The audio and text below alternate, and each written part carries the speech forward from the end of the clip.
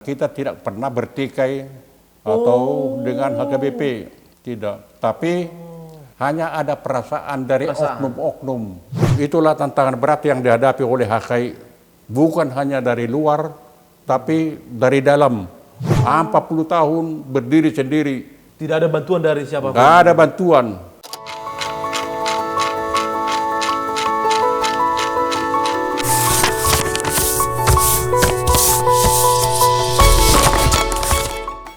HKI bukan pecahan dari gereja yang lain. Itu kira-kira memang rekonsiliasi dari HKI dengan HKBP pada tanggal 5 Maret 1965, apakah memang bisa mengingatnya begitu? Sehingga terjadi bahwasannya HKBP mengakui begitu.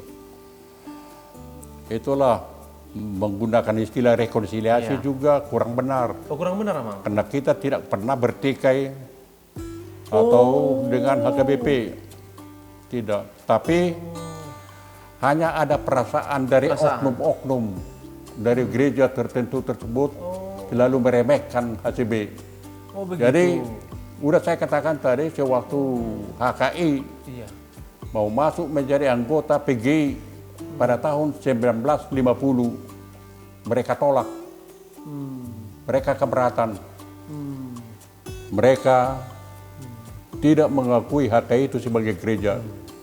Mereka mengatakan itu adalah sekte. Sekte, ya. Dan tidak perlu direkrut begitu. Iya. Jadi ketika HKI mau bergabung dengan persekutuan gereja-gereja di Indonesia, itu nama sekarang. Dulu namanya Tapi dulu namanya Dewan Gereja-Gereja di Indonesia. Pada tahun 1950, mereka keberatan.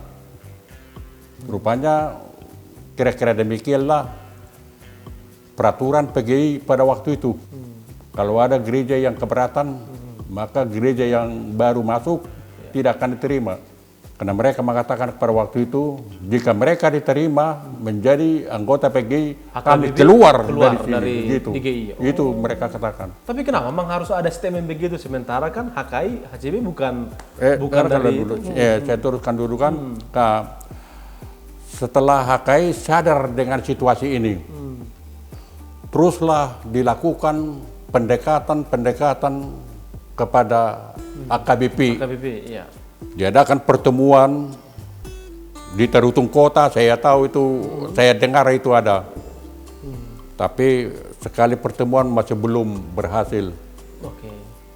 Nah, pada akhirnya tahun 65 barulah ditandatangani menjadi memiliki hubungan yang baik antara HKI dan HKBP. Oke.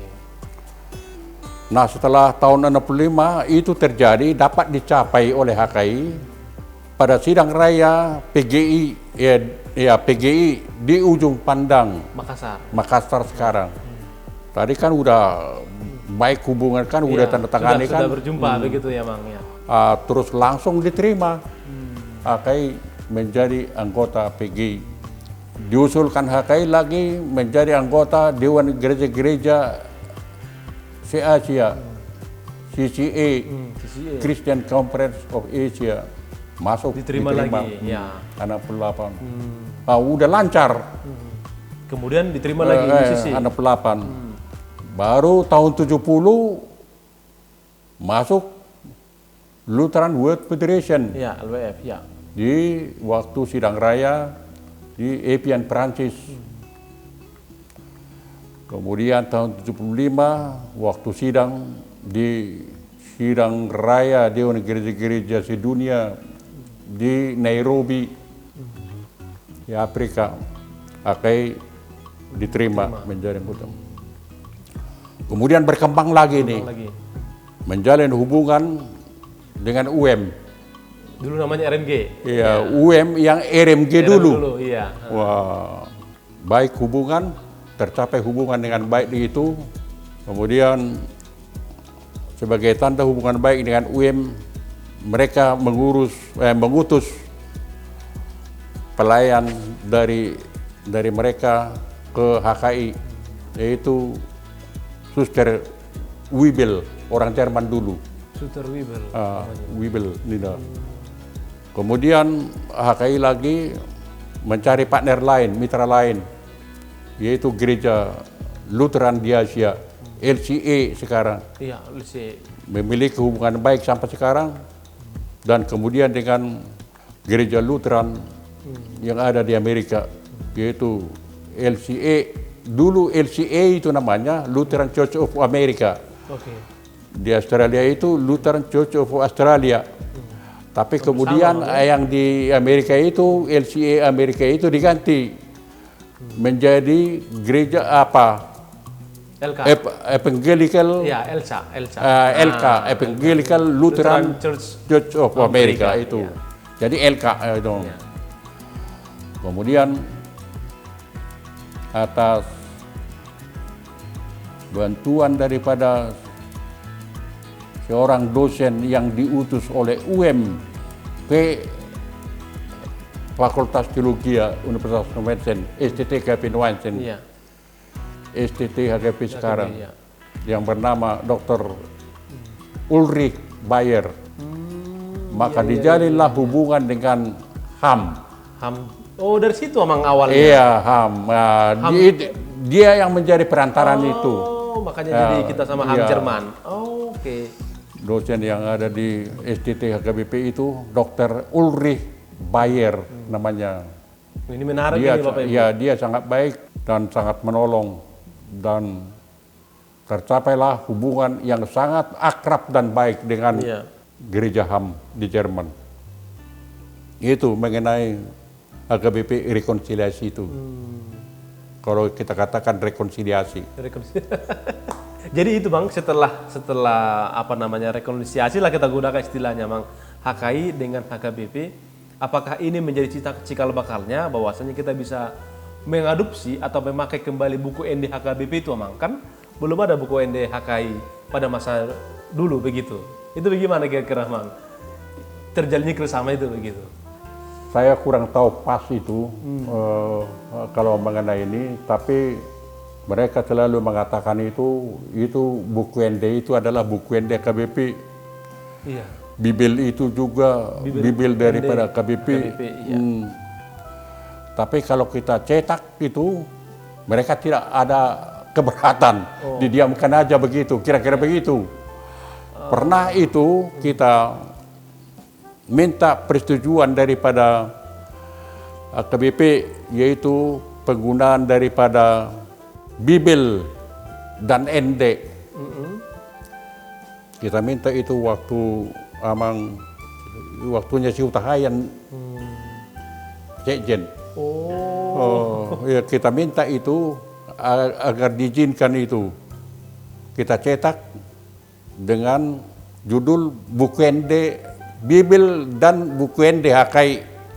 Ya, katanya. Bikinlah tertulis, tapi nggak dibikin tertulis. Oh. Gitu-gitu. Melarang enggak. Tidak melarang, tapi memperbolehkan enggak juga. Diperbolehkan Juga tidak. Ya, oke lah, tapi tertulis nggak mau. Dia gitu. Itu.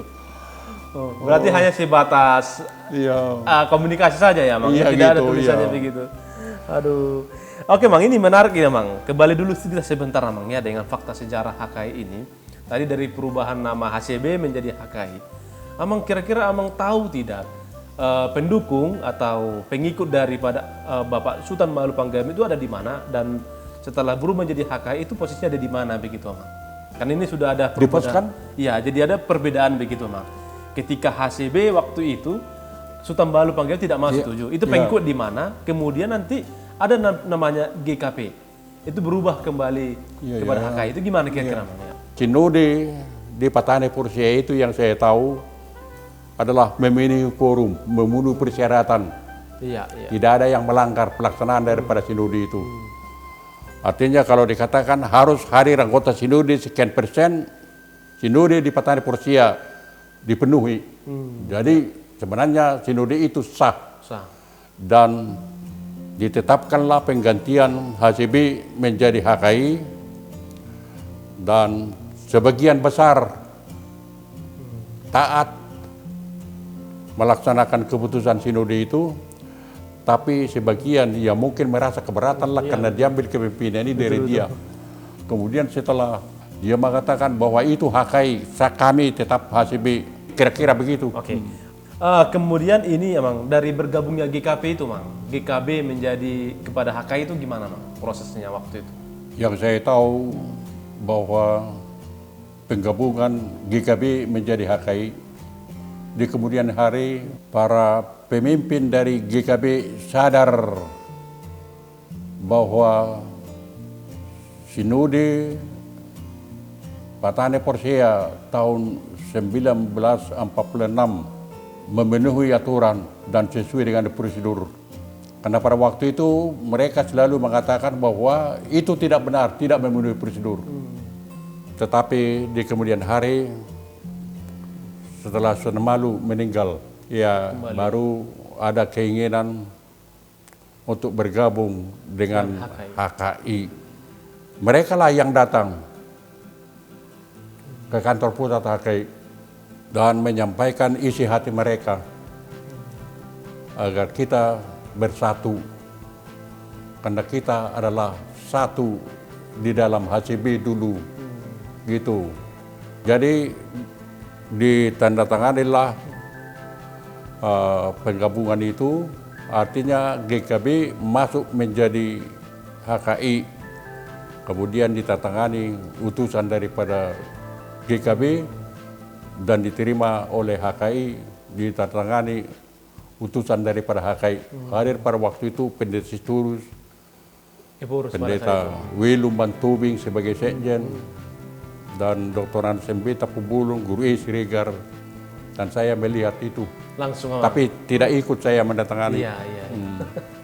Itu, Mang, waktu itu kantor pusat HKI itu ditaruh tungkah atau di Siantar, Mang? Oh, di Siantar. Sudah di Siantar? Oh, di Siantar. Itu Mang masih ingatkah itu? Karena ada perseteruan ternyata dulu antara kantor pusat yang di Tarutung, ada lagi mengatakan di Siantar. Itu bagaimana, Mang, kisah itu? Yang saya tahu, ada tuduhan sebagian besar anggota jemaat HKI bahwa HKI mundur dan jalan di tempat dan tak maju kalau dipimpin atau berkantor pusat di Pematang Siantar. Mereka selalu menggebu-gebu mengusulkan agar kantor pusat dipindahkan ke Tarutung. Iya. Tapi sebagian besar para pekerja atau pelayan HKI tidak mau dengan usul itu. Itu kenapa, Mang? Jangan hilangkan itu historis. Itu. Oh, historis. Ya. Oh. Karena kantor adalah di kantor pusat, adalah di Pematang Siantar. Ya. Tapi merasa waktu itu orang-orang yang di Tarutung mereka lebih maju. Karena memang ada perguruan di situ. Iya, betul. Mulai dari tingkat TK sampai kepada sampai sekolah lanjutan atas ada di situ. Berarti karena sejarah, mereka terus beda pendapat, tapi pada akhirnya bersatu. Tetaplah di Siantar sebagai kantor pusat. Bersatu.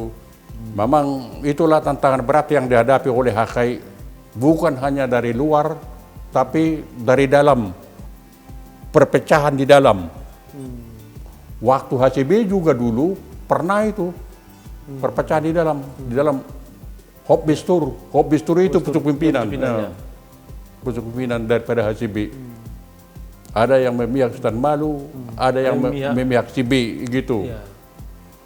Wah, udah sangat terbatas pun dana dan teknologinya. Terjadi lagi ini, datang lagi tantangan dari luar. Gitulah, datang lagi pendudukan Jepang. Menjajah lagi habislah semua. Berarti benar. Jadi nggak bisa jalan waktu itu kira-kira. Benar, HKI benar-benar digembleng ya, Mang, ya. Iya. Digembleng gitu untuk benar-benar menjadi suatu gereja yang mandiri, gereja yang nasionalis. Karena memang tidak ada apa-apa waktu itu kan, Iya. Tidak ada peninggalan dari orang-orang yang kaya pada saat itu kan, Iya. Mang, ya. Iya. Tapi bisa bertahan, Mang.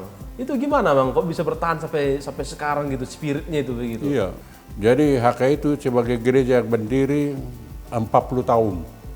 40 tahun masanya. 40 tahun tidak ada hubungan dengan gereja tetangga dan di luar negeri. Berarti dikucilkan begitu, Mang? Itu mulai tahun 1927 sampai dengan 1967. 67 masuk PKI. Pas. 40 tahun berdiri sendiri. Tidak ada bantuan dari siapapun. Nggak ada bantuan. Tapi bisa Mandiri di bidang daya, dana, dan teologi. Pendetanya pun juga yang dididik HKI lah. Tidak bisa masuk ke STT HKBP fakultas. Karena belum bersatu dengan... itu bagaimana Mang teologinya Mang? Karena kan tidak diakui oleh Badan Jending waktu itu. Sementara Mang bilang tadi bahwasanya HKI itu dibina oleh HKI sendiri. Sementara teologi dari mana Mang didapatkan Bapak? Sehingga HKI bisa berdiri maju dari segi pandangan teologi begitu Mang? Itulah, kan. Jadi kalau selalu dibilang bahwa HKI itu pecahan HKBP, itu tidak benar itu. Jadi selalu saya katakan itu, HKI adalah berdiri sendiri. Kemudian setelah tahun 67, mulai tahun 65 lah, ada hubungan baik dengan HKBP. Kemudian 67 masuk PG, dan seterusnya. Maka semakin akrab lah. Baru tantangan tadi berkurang lah. Tidak ada lagi yang menghambat perkembangan itu. Karena yang terutama dalam perkembangan gereja ini, kita harus berpartner, berhubungan baik dengan sesama manusia dan organisasi apapun. Kepada semua begitu. Tapi bentar Mang, tadi kita bicara tentang HKI bukan pecahan dari HKBP. Lantas ini bagaimana dengan HKIP, pecahan dari HKI? Gimana menyikapi itu Mang? Pada sinode HKI tahun 1980-an. Iya, 80-an. Dibahaslah waktu itu isu negatif terhadap pucuk pimpinan yang mengabdi pada waktu itu, tahun 80-an. Setelah dibahas secara mendalam, maka anggota sinode memutuskan bahwa tuduhan itu tidak benar, tidak dapat dibuktikan. Lalu datanglah sinode, diusulkanlah waktu itu agar orang-orang yang menuduhkan itu dikucilkan. Itu. Jadi dipecahlah dalam sinode itu beberapa orang. Itu. Setelah mereka dipecat, di kemudian hari mereka mendirikan HKIP di Jalan Pisang. Cantar sekarang. Iya. Jadi tidak ada sebenarnya perselisihan HKI dengan HKIP. Berarti bukan pecahan. Karena mereka adalah di luar daripada HKI. Jadi berarti Amang kurang setuju kalau HKI itu pecahan itu dari aslinya. HKIP. Mereka di luar HKI, mereka yang mendirikan HKIP. Karena dipecat langsung. Iya. Terus akhir-akhir ini katanya entah tahun berapa itu mereka mau bergabung, entah bagaimana ceritanya, nggak pasti saya. Itu. Sejarahnya itu memang Tidak ada perpecahan HKI, jadi ada HKIP. Orang-orang yang di luar HKI itu baru mereka mendirikan HKIP, orang yang dipecat dari HKI pada sinode 80-an. itu di Siantar sinodenya, di Serbaguna. Oke. Waktu itu saya utusan dari Jakarta ini dan yang memimpin sidang sebagai majelis ketua waktu itu dari Jakarta ini. Jakarta. Iya. Nah, jadi kira-kira Mang, menurut Amang pada masa itu, ketika sudah terjadi ini pemecatan, kan banyak aset ini ya Mang, aset HKI yang dibawa pada saat itu. Itu di mana saja Mang kira-kira aset yang dibawa oleh HKIP begitu? Ya harus kita akui itu termasuk kelemahan kita. Iya, kelemahan kita. Aset dari HKI yang mereka pertahankan, mereka miliki, HKI tidak berupaya untuk membawanya melalui jalur hukum. Artinya dibiarkan begitu. Biarlah begitu ya. Iya, biarlah mereka pakai itu. Dan hanya beberapa jemaat, hanya sedikit itu. Artinya tidak mempengaruhi kepada aset daripada HKI. Karena memang jemaat ini mayoritas dari HKIP. Merasa menganggap bahwa kamilah yang membangun ini. Oh, begitu. semua aset yang di jemaat ini juga, organ dan lain-lain adalah kami yang mengupayakan. Jadi kalau kami pindah menjadi HKIP, itu wajar kami bawa. Kira-kira begitu pemikiran mereka. Sekalipun menurut tata gereja, semua milik aset HKI di tingkat jemaat, resort, daerah, dan di kantor pusat adalah satu kesatuan milik HKI. Itu. Oke, Mang, baik. Kembali kepada kita bicara tentang Panti Asuhan Sarpat Amang yang pada tanggal 1 November 1975 berdiri. Itu tahukah Amang sejarahnya atau bagaimana kisah pendirian Panti Asuhan ini? Iya.